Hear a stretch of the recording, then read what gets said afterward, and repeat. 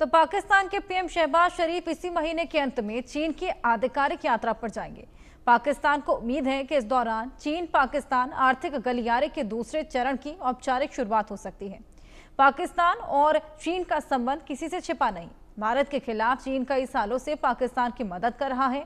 चीन और पाकिस्तान दोनों चाहते हैं कि भारत कमजोर हो, लेकिन उसके मंसूबे कामयाब नहीं हो रहे। और इसी बीच एक बड़ी खबर ये कि इसी महीने के आखिर में पाकिस्तान के पीएम शहबाज शरीफ चीन जाएंगे और वो वहां पर चीन पाकिस्तान आर्थिक गलियारे के दूसरे स्टेज का आधिकारिक उद्घाटन करेंगे।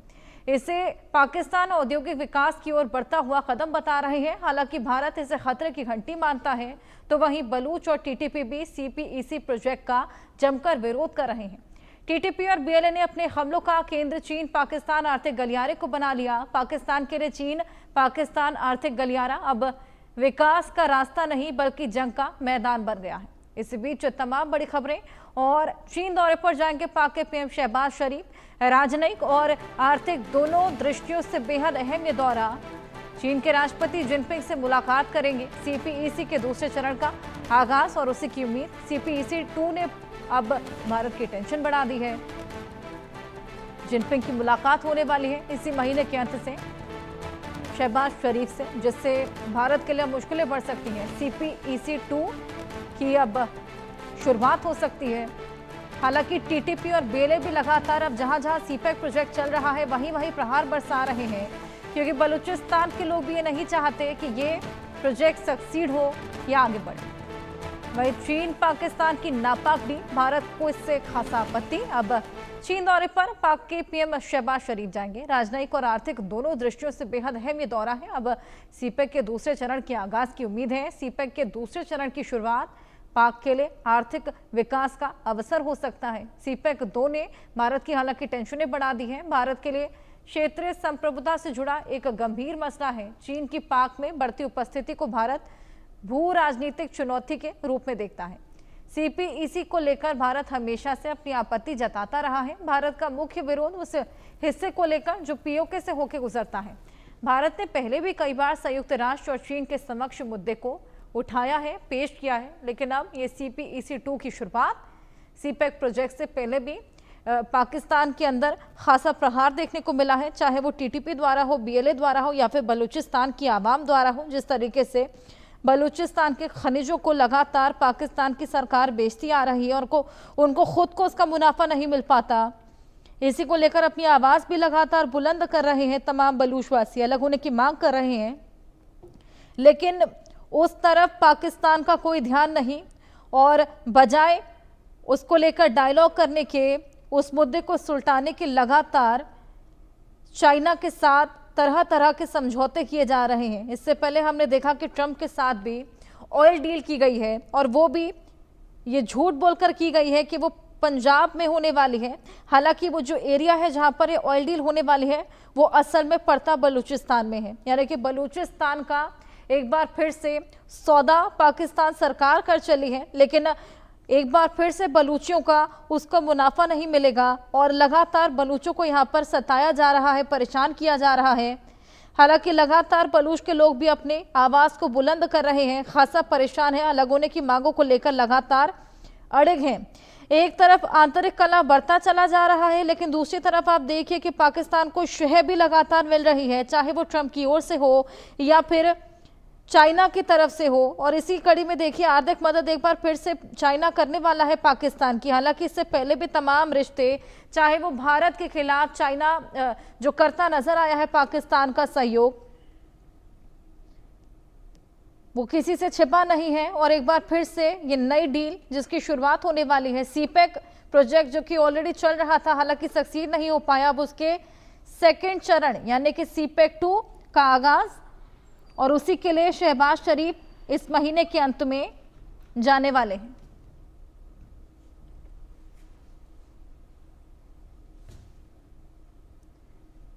चलिए इसी पर और बातचीत करेंगे। हमारे साथ मेजर रिटायर्ड मोहम्मद अली शाह जी जुड़ गए हैं, जो कि रक्षा विशेषज्ञ हैं। बहुत स्वागत है सर आपका। सर, सीपेक 2 की डील होने वाली है और कहीं ना कहीं भारत के लिए इससे टेंशनें पड़ सकती हैं और लगातार आंतरिक कलह चल रहा है, लेकिन उसको भी दरकिनार कर पाकिस्तान लगातार बलूचिस्तान के खनिजों को बेचा जा रहा है अपनी आवाम की, उसको कोई भी चिंता नहीं। जी हर्षा जी, देखिए आपने एक बात सही की, लेकिन चिंताएं हमारी बढ़ गई हैं इन द सेंस कि मैं तो ये नहीं कहूँ कि हमें चिंताएं बढ़ गई हैं, लेकिन जी हाँ, हमें आपत्ति जरूर है कि आप अपने घर में जो कुछ करें, आप सुसाइड बॉम्बर तैयार करें, आप मरे, लटके, कुछ भी करें आप।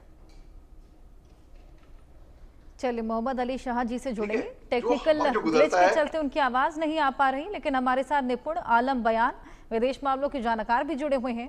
निपुण जी, सीपेक 2 की डील को आप किस तरीके से देखते हैं? एक बार फिर से पाकिस्तान के जो मंसूबे हैं बलूचिस्तान के खनिजों को बेच खाने के या फिर भारत को नुकसान पहुंचाने के, वो एक बार फिर सामने आने लगे हैं और उसी को लेकर अब सेकेंड चरण इस पूरी डील का इसी महीने के अंत में करने जा रहे हैं।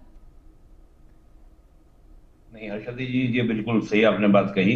और देखिए, सीपैक केवल हमारी संप्रभुता को चुनौती नहीं है। मैं तो बार बार बोलता आया हूँ, चीन बड़ी बात कर रहा है कि अमेरिका के अगेंस्ट हम लामबंद होंगे और भारत, चीन, ब्राजील, साउथ अफ्रीका, रशिया के साथ होंगे। लेकिन हमारे जो संवेदनशीलता है, जो खुद जयशंकर जी ने अभी जब चीन के विदेश मंत्री भारत की यात्रा पर आए तो हमने कहा कि आपको हमारी संवेदनशीलता, हमारी संप्रभुता, हमारी क्षेत्रीय अखंडता का आपको सम्मान करना होगा, तभी आपके संबंध अच्छे बनेंगे। लेकिन चीन यहाँ पर आपका कहीं ना कहीं अपनी सुविधा को या अपने पाकिस्तान कार्ड को खेलने से बाज नहीं आता है। रही बात दूसरी, आपने जो बहुत इंटरेस्टिंग मैं स्टार्टिंग में सुन रहा था कि बिल्कुल बलूची हो या खैबर पख्तूनी हो, वो लगातार इन सारी योजनाओं का विरोध कर रहे हैं। बलूचियों का कहना यह है कि पहले अकेला पाकिस्तान था जो क्या करता था, हमारे रिसोर्सेज को एक्सप्लॉइट करता था, आज चीन भी करता है। और जगह जगह आप देखें पंजाबी तो वहां पहुंचे ही हैं, चीनियों की भी वहां पर आपको बहुत सारी टुकड़ियां आप देखेंगे। बीएलए जो है चीनियों के होटलों पर, चीनियों के बसों पर, सब पर हमले भी करता है। तो बलूचियों का कहना सिंपल ये है कि आप हमारी जो रिसोर्सेज हैं इनका दोहन कर रहे हैं। और साथ ही जो ग्वादर पोर्ट आप देखते हैं, तो ग्वादर पोर्ट को इन्होंने बिल्कुल इंटरनेशनल तैयार किया। इससे हुआ यह है कि बलूचियों का जो फिश कीपिंग एरिया है वो उनसे दूर हो गया है, उसकी भी मार बलूचियों पर पड़ रही है।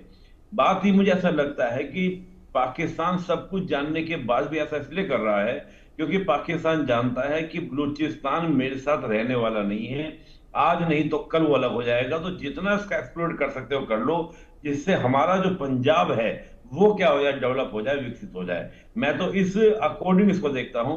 और चीन को भी मुझे लगता है कि भारत को कड़ी आपत्ति पुनः दर्ज करानी चाहिए कि आप जो सीपैक को लेकर कर रहे हो वो आप क्या उचित कर रहे हो। वैसे तो आप बात करें कि भारत के और चीन के संबंध बेहतरीन होंगे, शानदार होंगे, आप हमारी संवेदनाओं का या हमारी संवेदनशीलता का ध्यान नहीं रख रहे हैं।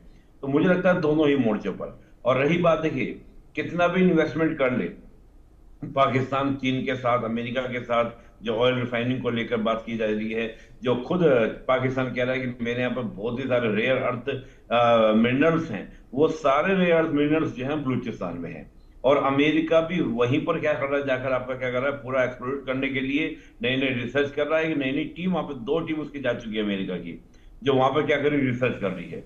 तो मुझे लगता है कि बलूचियों पर जितना एट्रोसिटीज हो रही है, चाहे वो चीन कर रहा है, चाहे वो अमेरिका कर रहा है, पाकिस्तान उनको इनवाइट कर रहा है, तो ये कहीं ना कहीं बलूची इस बात को कहीं भी इग्नोर नहीं करेंगे। और इसका मुझे लगता है बहुत बड़ा प्रतिकार होगा। बहुत जल्द हमको सुनने मिलेगा कि बीएलए, बीएलएफ और भी जो ऑर्गेनाइजेशंस हैं उनके हमले जो होंगे तीव्र होंगे। तो मुझे तो लगता है कि चीन निपुण जी, का ये बात ये अब जो सामने आने भी लगी है। अब टीटीपी और बीएलए उन्हीं जगहों पर प्रहार बरसा रहा है जहां जहां ये सीपेक की डील देखी जा रही है। हालांकि अब इसका दूसरा चरण है, अब देखना होगा कितना और प्रहार टीटीपी और बीएलए का देखने को मिलता है। मोहम्मद अली शाह जी, आपके पास में आऊंगी, आप अपनी बात पूरी कीजिए, आप कुछ बोल रहे थे। जी मैं ये कह रहा था हर्ष जी कि देखिए भारत को आपत्ति कहां से है कि आप जब पीओके के जरिए जो हमारी जमीन है वहां से आप सीपैक गुजरता हुआ आप अपना वहां पे प्रोजेक्ट करते हो, हमारी जमीन पे क्यों? आपको जो आप मरो, अपने आप को आग लगाओ, दफना दो अपने मुल्क में। आप सीपैक को जो है वो आप हिंदुस्तान का जो हिस्सा है, जो पीओके इन्होंने ले रखा है इलीगली हमारे से, वहां पर क्यों करना चाह रहे हो? तो हमको आपत्ति वहां पर है। अब ये शहबाज शरीफ जब जाएंगे चीन, बिल्कुल ये सीपैक को आगे बढ़ा के बात करेंगे जी जिनपिंग साहब से, और चीन और पाकिस्तान की जो रिश्ता है और शायद गहरा हो सकता है बिल्कुल। और मगर ये है कि आप बेमानी अनएथिकल वे आप लोगों को बेवकूफ बनाओ, आप इस तरीके से इलीगल हरकतें करो, ये मंजूर नहीं है। और देखिए ये बात है कि पाकिस्तान, सब जानते हैं पाकिस्तान एक टेरर स्टेट है, भला ही इसको ऑफिशियली फॉर्मली घोषित किया जाए कि नहीं किया जाए, सब जानते हैं आतंक वहां पलता है पाकिस्तान के अंदर। जब पाकिस्तान का नाम लेते हैं तो पहला नाम दिमाग में आता है, जहन में आता है आतंक, वो पहला दिमाग हर एक किसी के दिमाग में होता है। अब अमेरिका जो है वो बढ़ावा दे रही है पाकिस्तान को, मैं कहूंगा कि अमेरिका टेरर फंडिंग कर रही है। आईएमएफ से जो फंड मिले हैं पाकिस्तान को, वो टेरर फंडिंग मैं बोलूंगा उसको। अमेरिका ने, बल्कि डोनाल्ड ट्रंप साहब ने जो फील्ड मार्शल आसिम मुनीर को बुलाया, दावत पे बुलाया, अमेरिका, मैं कह रहा हूं कि आतंकियों को श्रेय दी, आतंकियों को पनाह दी, मैं इस तरीके से कहूंगा। अब जब अमेरिका सुपर पावर का सपोर्ट रहेगा तो जी हाँ, तो लोग चौड़े होंगे। तो पाकिस्तान उन्हीं के दमखम पे चौड़ा हो रहा है, लेकिन पाकिस्तान एक बहुत ही खतरनाक खेल खेल रहा है। वो दो नाव पे पांव रख रहा है। वो कैसे? एक तरफ चीन जाएगा, एक तरफ वो अमेरिका भी जाएगा, और चीन और अमेरिका की नहीं बनती है, सब जानते हैं ये बात। अब पाकिस्तान अगर ये खेल खेलेगा तो उसी पे भारी पड़ेगी अल्टीमेटली। और अल्टीमेटली मैं ये देख रहा हूं कि अगर ये सीपैक, जैसे कि इनके फील्ड मार्शल ने बयान दिया है कि अगर हम डैम बनाएंगे और ये मिसाइल से जब बन जाएगा तो मिसाइल से उड़ा देंगे, अरे करके देखो, ये इनको ऐसा मुंह तोड़ जवाब मिलने वाला है, ऐसा मुंह तोड़ जवाब मिलने वाला है कि पाकिस्तान दुनिया भर में हमेशा याद रखेगा। और ये सीपैक जो है, जो इनके सपने हैं ना, जो तरह तरह के सपने हैं, इनको जो सपोर्ट मिल रहा है भारी ताकतों से, इनको सब जो करके देखें, ये मजाल होगी इनकी। हम अगर चाहते हैं तो हम ऑपरेशन सिंदूर के टाइम पे हम आराम से हम पीओके ले सकते थे, अच्छा मौका था हमारे लिए, ऐसा मौका अब दोबारा आएगा, मगर ऐसी बात नहीं है। और अब पाकिस्तान को इस बार मालूम पड़े, अगर पाकिस्तान ने जरा भी जुर्रत करी, और हमको जो, मैं ये कह के समाप्त करूंगा, हमें को जो सुन रहा है ना सरहद के उस पार, वो कान खोल के सुन ले और खूब जान ले, अगर इन्होंने दोबारा कोई नापाक हरकत करी, इनका जवाब, इस ईद का जवाब हिंदुस्तान अभी पत्थर से देने वाली है इनको। जी बिल्कुल। निपुण जी, मैं आपके पास आऊंगी। अगर हम बात करें सीपैक प्रोजेक्ट की, तो पहला प्रोजेक्ट भी जो है वो सक्सेसफुल नहीं हो पाया था, और अब जब अमेरिका का हस्तक्षेप भी देखने को मिल रहा है, ऐसे में सीपैक 2 में क्या है? देखिए अर्पिता जी, सीपैक 1 2013 से इन्होंने शुरू किया था, और 2013 से लेके 2025 तक आते आते अभी तक कंप्लीट वो भी पूरा नहीं है। आपको पता है बीच में कई इस प्रकार के रेंज है जहां पर अभी तक क्या है, कंप्लीट रोड नहीं बन पाई है। और था क्या कि जो बात बोली गई थी स्टार्टिंग में कि इतने बिलियन खर्च होंगे, उससे दोगुना खर्च ऑलरेडी वहां पर चीन कर चुका है। इसको लेकर आपस में चीन और पाकिस्तान में एक दूसरे पर आरोप प्रत्यारोप भी हो चुके हैं। चीन ने ये कहा था कि पाकिस्तान के अंदर करप्शन है, और पाकिस्तान के करप्शन के कारण सीपैक हमारा बहुत लेट हो गया है। और दूसरा क्या है कि वहां पर बहुत ज्यादा खर्च हो रहा है, जितना उन्होंने उम्मीद नहीं की थी। उल्टा इमरान खान के समय चीन को ही बोल दिया गया था कि भाई तुम्हारे यहाँ करप्शन है। तो ये इनके पहले भी एक दूसरे पर प्रतिरोध हो चुके हैं। अब जो सेकंड फेज की बात कर रहे हैं, देखिए सेकंड फेज में मैं मानता हूं कि बीएलए हो, बीएलएफ हो, ये जितने ऑर्गेनाइजेशंस हैं, ये इनकी अस्मिता की बात होगी, ये इनकी अपनी पहचान की बात होगी कि अगर इजिली वो सारा एरिया जो है उसको चीन क्या करता है, एक्सप्लॉइट करता है, बना लेता है, तो ये बात आप समझ रहे हैं कि टोटल जितने रिसोर्सेज हैं वो इजिली क्या वहां से जाना आना होगा। और मैं एक बात और मान रहा हूं, ये बात तो आप देखिएगा, पाकिस्तान खुद को अपना अखाड़ा बना रहा है। अखाड़ा कैसे बना रहा है? चीन और अमेरिका के खींचतान का। ये वही अखाड़ा है जो यूक्रेन बना है अमेरिका और रूस की खींचतान का। यहाँ पे अखाड़ा बना रहा है पाकिस्तान खुद अपने आप को। यहाँ पर पाकिस्तान कैसे, चीन कैसे स्वीकार कर लेगा या अमेरिका कैसे स्वीकार कर लेगा कि अमेरिका जिसको पाकिस्तान को मान रहा है कि मैं इसके सारे साधनों को, सारे रिसोर्सेज को लूंगा, वो चीन को मौका दे देगा यहाँ पर करने का, या चीन अमेरिका को स्वीकार कर लेगा और यहाँ पर एक्सप्लोरेशन करे, या यहाँ पर रिसोर्सेज निकाले। तो ये तो एक खींचतान का अखाड़ा बनेगा जिसमें एक दूसरे ग्रुप्स को ये सपोर्ट करेंगे चीन और अमेरिका, और पाकिस्तान खुद ही बनाए हुए अपने जो मक्खड़ जाल जो बना रहा है उसमें फंस के रह जाएगा, पैसा तक नहीं दे पाएगा। जो हमन टोटा के साथ हुआ वो चीन के साथ, चीन जो है पाकिस्तान के साथ करने वाला है, ये निश्चित रूप से मानकर चलिए। इतना पैसा नहीं है पाकिस्तान के पास कि जो सीपैक में चीन लगा रहा है उसको रिटर्न कर पाए। और ये भी आप देखिएगा, इकोनॉमी उतनी स्ट्रॉन्ग नहीं है कि सीपैक पे तो पाकिस्तानियों की कारें चलेंगी। अभी तो बहुत सारे इश्यूज आपको देखने को मिलेंगे कि जो सीपैक तैयार किया गया है वो गांवों के बीच में से निकाल दिया गया है। गांव वाले इसका विरोध करते हैं कि गांव वाले कहते हैं कि हमारा जो रास्ता था पहले, हम 5 मिनट में अपने गांव में घूम लेते थे, आज हमको 15-15, 20-20 मिनट लगते हैं घूम घूम कर जाना पड़ता है। वो भी उस तरह के जो प्रैक्टिकल इश्यूज हैं वो भी आपके सामने देखने को मिलेंगे। तो मैं मानता हूं कि पाकिस्तान खुद ही अपने आप को क्या कर रहा है, इन महाशक्तियों की खींच तान कर अपने आप को अखाड़ा बना रहा है। तो निश्चित रूप से CPEC 2 जो है बड़ी प्रोमिनेंट होने वाला है। और देखिए जैसे भी मैं अब हम लोग चर्चा कर रहे थे, शाह आलम भी कह रहे थे, बिल्कुल सही कह रहे थे कि POK जो पाकिस्तान ऑक्युपाइड कश्मीर है वो हमारा है। आज नहीं तो कल 2025, 2026, 30, 24, 25 कभी भी आपको मिला सकते हैं। तो तब CPEC का क्या होगा, धराशायी। तो मुझे लग रहा है कि कहीं ना कहीं एक ये भी इशू है कि पाकिस्तान कश्मीर पर अपनी दावे को मजबूत करने के लिए कि मेरा कश्मीर पर दावा है, तो चीन को एक स्टेक होल्डर बनाकर कहीं ना कहीं वो ढाल की तरह भी क्या कर रहा है, चीन को यूज कर रहा है। लेकिन मुझे लगता है कि भारत सरकार अब वो स्थिति में है कि वो चीन को, जिस प्रकार से मैंने कहा कि हमारे जो विदेश मंत्री जी हैं जयशंकर जी, उन्होंने स्पष्ट रूप से चीन के विदेश मंत्री को कहा कि जब तक आप हमारी संवेदनशीलता, हमारी संप्रभुता, हमारी क्षेत्रीय अखंडता का सम्मान नहीं करेंगे तो संबंध बेहतर होने वाले नहीं है। तो अब देखना यही है कि चीन भारत के साथ संबंध अच्छा चाहता है, अमेरिका के अगेंस्ट एक लामबंदी करना चाहता है, तो क्या हमारी संवेदनशीलता, हमारी जो सेंसिटिवनेस है उसको स्वीकार करेगा या नहीं करेगा। हो सकता है भविष्य में ये भी हो जाए कि चीन और भारत में डील हो जाए कि चलो मिलकर हम लोग क्या करते हैं, जो हमने पहले कभी जो सिल्क रूट हमने तैयार किया था उस पर हम लोग काम करते थे, हम ऐसे काम कर सकते हैं, तो भारत के साथ डील हो सकती है। तब पाकिस्तान टके जैसा मुंह हो जाएगा और देखने को मिलेगा कि हम करें तो करें क्या। तो मुझे लगता है कि पाकिस्तान आज उन सारी गंभीर चुनौतियों में घिरा हुआ है जो पाकिस्तान को कहीं ना कहीं अंतोगत्वा एक फेल्ड स्टेट की तरह एक तरह से यानी कि अपनी संप्रभुता बिल्कुल लूज कर देगा। और ये ऑलरेडी हो चुका है CPEC के फर्स्ट फेज में ही। सेकंड बिल्कुल फेज को हम देखते हैं कैसे होना होगा, तो मुझे बिल्कुल होप नहीं है। जी अर्षिता जी। बिल्कुल इसी की डील हालांकि अब एंड ऑफ द मंथ में है, देखना होगा कि डील में क्या कुछ होता है। लेकिन मोहम्मद अली शाह जी, आपके पास मैं आऊंगी, लेकिन उससे पहले की बड़ी खबर, बलूच लड़ाकू को अब CPEC के दूसरे चरण का डर सता रहा है।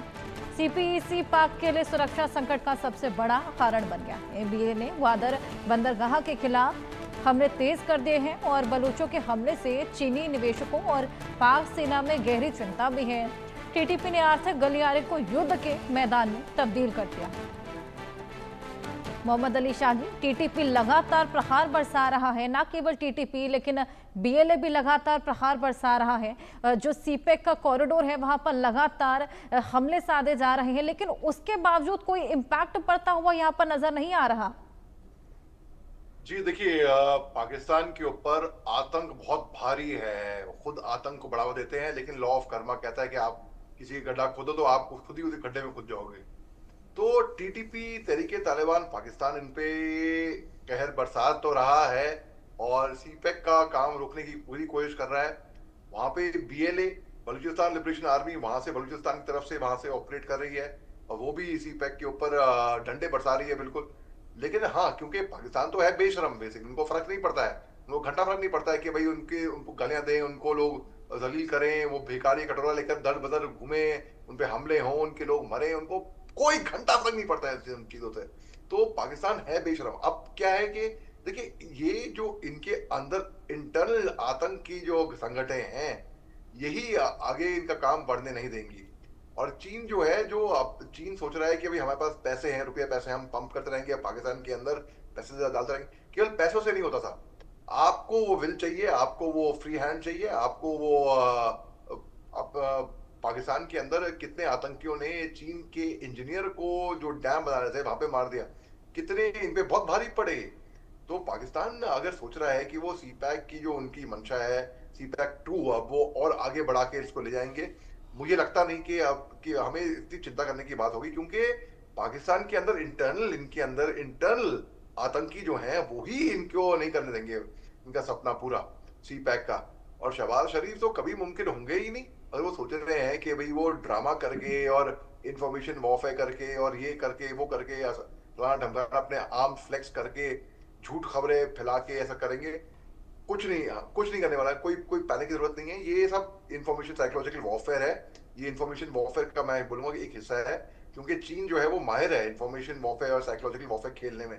पाकिस्तान सीखता इन्हीं से ही है और ये बस इंफॉर्मेशन वॉरफेयर खेल रहे हैं। मुझे लगता नहीं कि ये ऑन ग्राउंड हकीकत में जा तो रहे हैं मीटिंग करने के लिए, मगर ऑन ग्राउंड क्या ये एग्जीक्यूट कर पाएंगे, जो ये बड़ा सवाल है। क्योंकि जैसे आपने बोला कि टीटीपी और बीएलए इन पे भारी पड़ा है, फिर भी इन पे फर्क नहीं पड़ा, ये आगे बढ़े।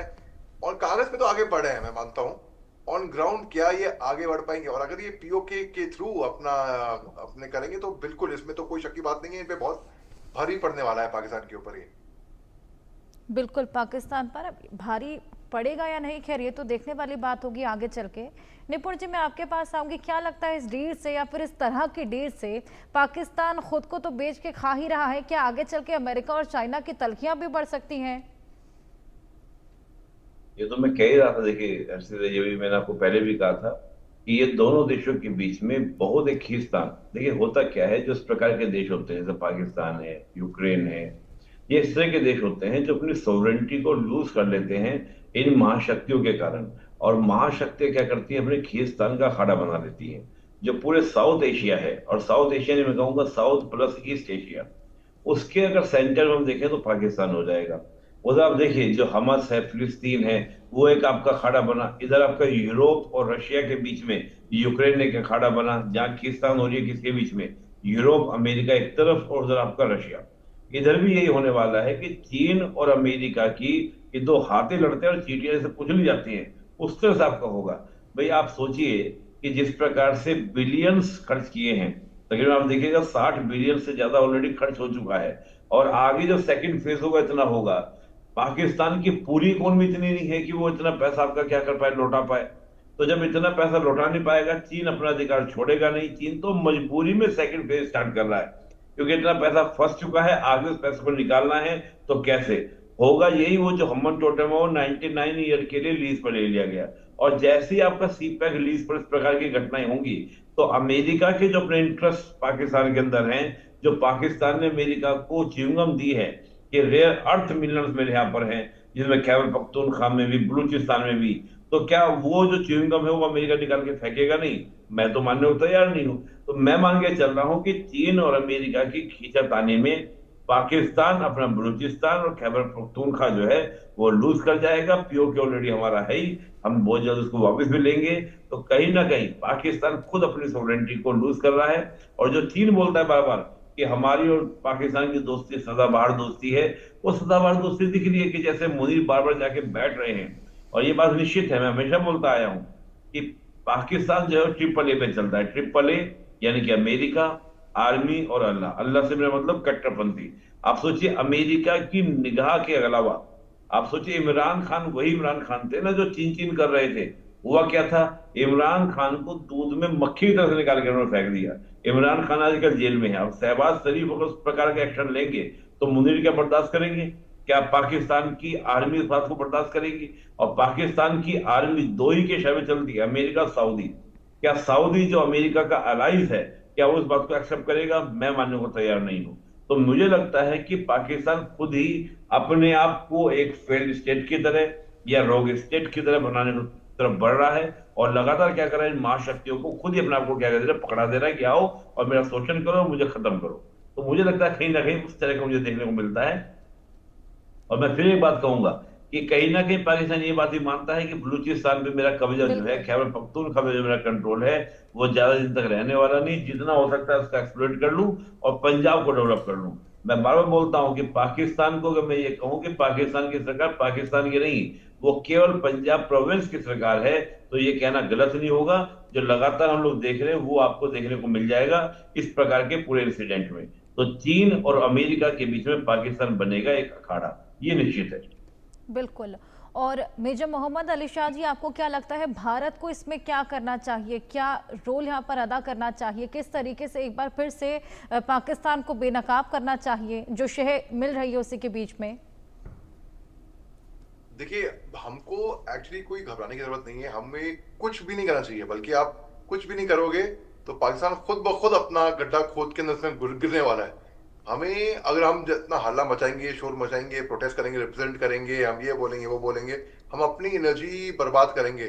एक कहावत है ना कि अगर कुत्ते अगर भौंकते हैं तो भौंकने दो, अगर कहीं से कुछ कोई कर रहा है तो करने दो, हमें इसकी कोई परवाह नहीं है। तो अब पाकिस्तान अपनी खबर खुद खोदने को तैयार है, वो डिटरमिन्ड है।